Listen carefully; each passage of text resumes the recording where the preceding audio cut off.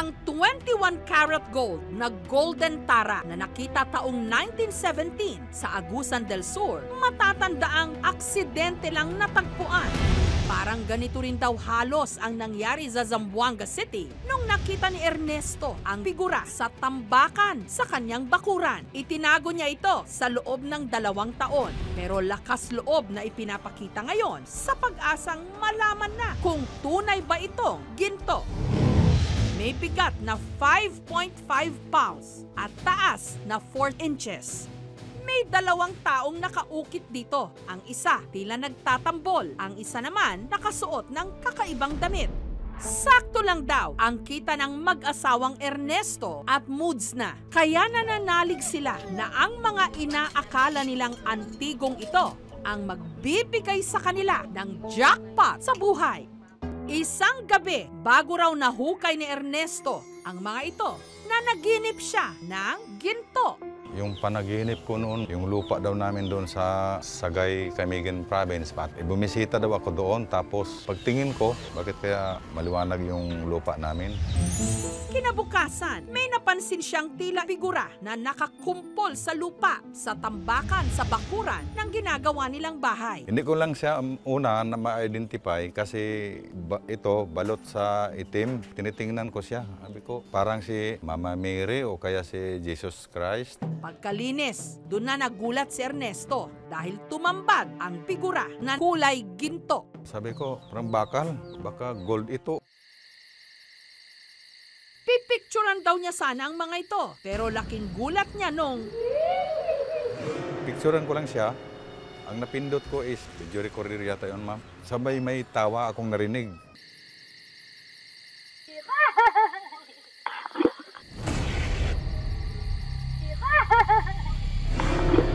Bigla ko siyang naganon. Bigla ko na-off yung cellphone ko. Baka ako, may apo ko. Pumasok ako ulit. Misis ko, tulog pa. Apo ko, tulog pa. Mga anak ko, tulog pa. Parang maliit na boses na katawa. Sabi ko, parang duwindi.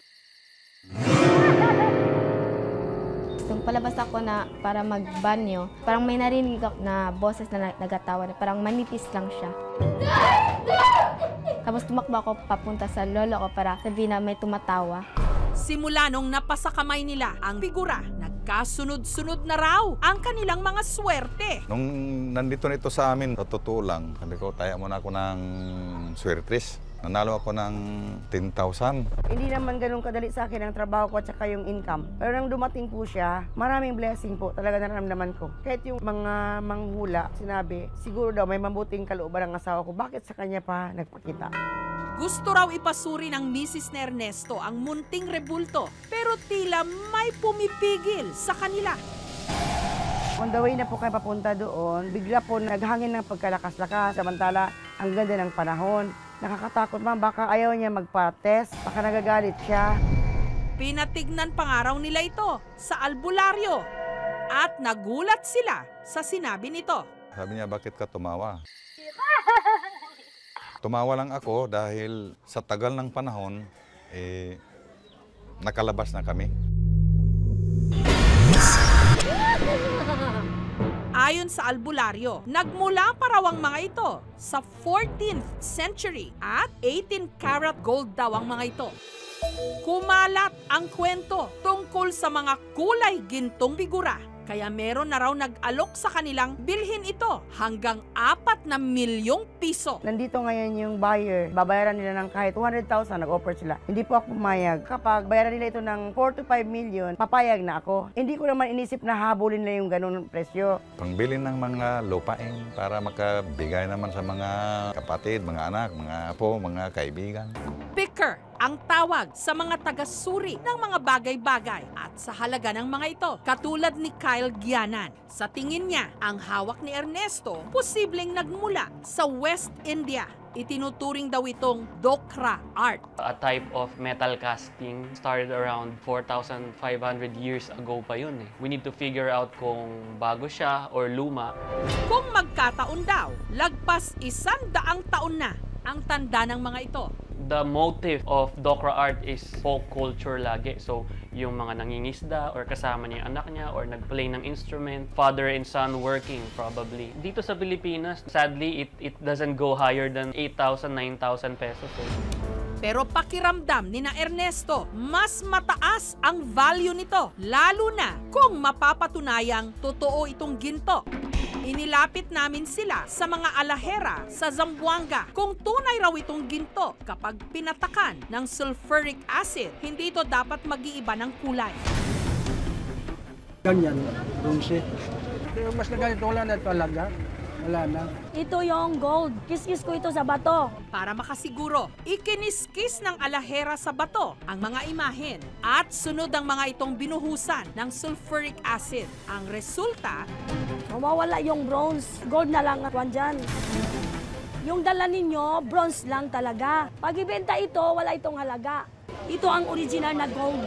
Gold ito. ayon kay Gilbert Pio Quinto, antique collector sa Zamboanga City, ang hawak ni Ernesto hindi raw maituturing na antigo, kundi souvenir mula sa Tiboli community ng Mindanao. Nakita nyo mayroon siyang parang tambol ito na hawak niya eh. So native ito doon. May olma yan sila, paglabas, ganito na yung itsura. Tapos binibenta yan nila doon sa mga souvenir shop. Ang presyo, 500 to 1,000 pesos. Vintage siya, nasa mga 10 or 15 years, ganun yung nito. Kasi made of brass siya. Maganda siya pang souvenir.